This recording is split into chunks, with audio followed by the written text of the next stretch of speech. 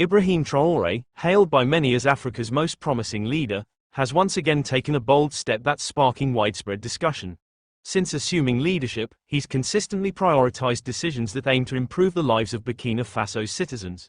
Despite facing criticism from Western powers, he remains steadfast and refuses to compromise his principles to appease foreign interests.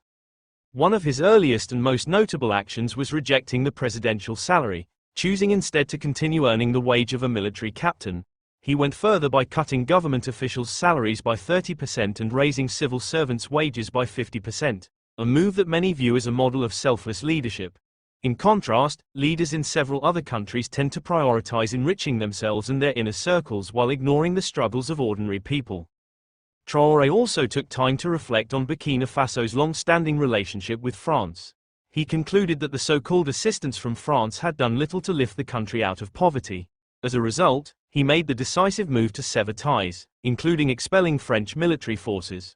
While many feared this would spell disaster, Traore had a different vision, seeking partnerships with nations like Russia and China on equal footing, rather than continuing under a dependency model.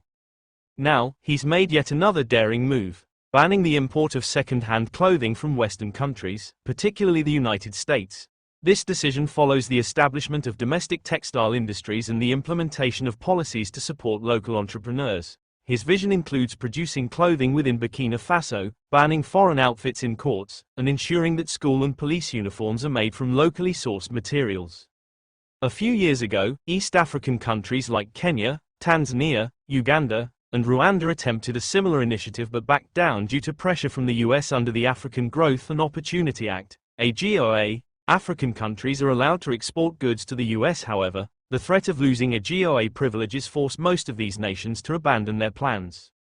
The US reportedly warned that rejecting second-hand clothes could result in exclusion from the program, which many African leaders feared would undermine their political standing.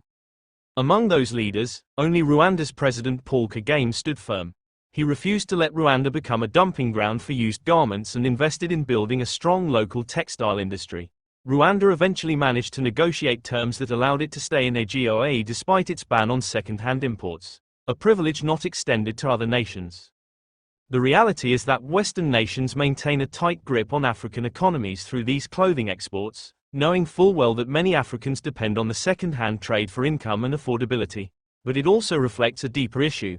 Many African leaders lack the courage or will to reduce government spending, live modestly, and reinvest in their people. Too often, political promises are abandoned once power is secured, especially when leaders maintain cozy relationships with foreign powers that don't have Africa's best interests at heart. Traore, however, is a different kind of leader.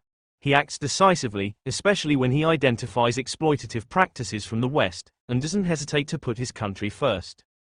If more African leaders followed his example, the continent could begin to shift away from dependency and toward self-reliance.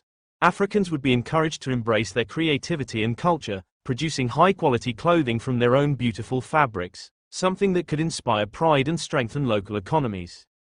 What do you think about these developments?